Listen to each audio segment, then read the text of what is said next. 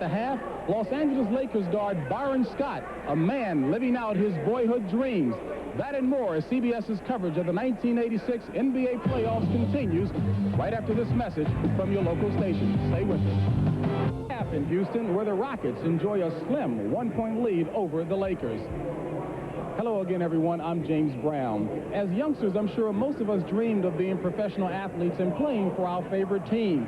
Now, knowing that only a few can be so blessed, Los Angeles Lakers guard Bryron Scott is fortunate not only to be living out his boyhood dream, but that of his father's as well. Pat O'Brien has more.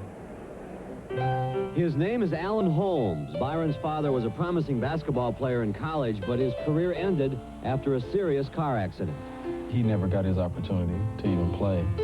Everybody tells me he was a player. You know, just simple as that. He was a great player, and he used to take me out into the gyms when I was real little. He just had that instinct, and he wanted to do it. You know, and if you want to do something, you just go out and do it.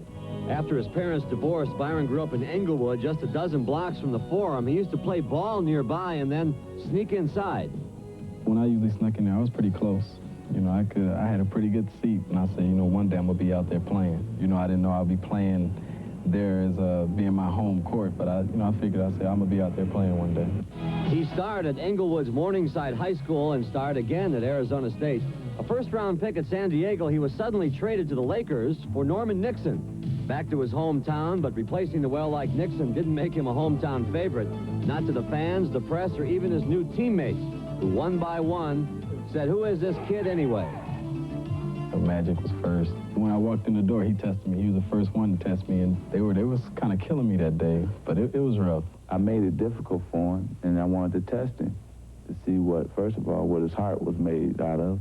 So you send him through the ringer, and he came out with all A's. At guard, number 4, Bryron Scott. Now he is definitely part of the team, and you might say he's made an impression. My favorite is Mr. T. You think I'm tough? Take it from me, Mr. T. My favorite is Stevie Wonder. My chérie amour, petit little one that I adore. You're the only Well, one. lucky for Byron, he has other interests. He collects exotic fish, and yes, he likes the mean ones, and he plays a mean game of dominoes, and he's good at that. He's also interested in young people who honestly would like to be like him. You know, there's an old saying that you can't go home again, but for Bryron Scott, it's simple, and he does it quite often. Back here to the gym where he molded his game, a place where he is the perfect example of what hard work and determination can achieve. Oh, yeah, it's a good feeling, you know, to just, you know, let everybody, I guess, kind of know that you made it and that you, you know, all the goals that you had set for yourself, you achieved. And last season, all the goals, all the hopes, and all the dreams came together for Byron as the Lakers brought home a world championship. Pat O'Brien, CBS Sports, Los Angeles. Bryron Scott does indeed do a pretty fair imitation of some of the celebrities, but what means most to him is that world championship he already has up under his belt. Meanwhile, here in Houston, center Hakeem Olajuwon is quickly amazing people, not only with how well he's learning and mastering the game of basketball, but American customs as well. He's a firm believer in the old adage that clothes make the man. And I tell you, when Hakeem steps out, he's dressed to kill.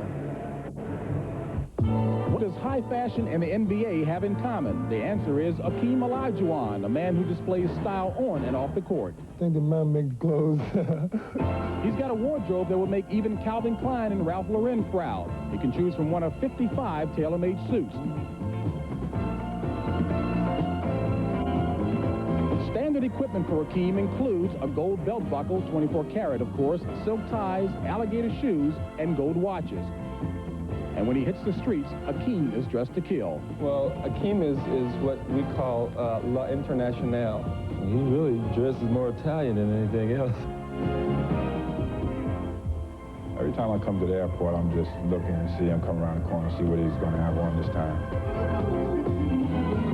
He's probably the best-dressed 7-footer in the world.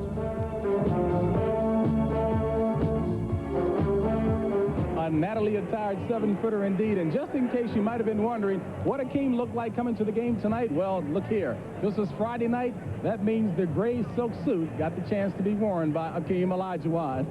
Well, we're just about set to go back down the courtside to my well-dressed colleagues, Dick Stockton and Tommy Heinsohn, for the second half of tonight's Lakers and Rockets game. I'm James Brown, and thank you for joining us on At the Half. Enjoy the game, ladies and gentlemen. We're at the court.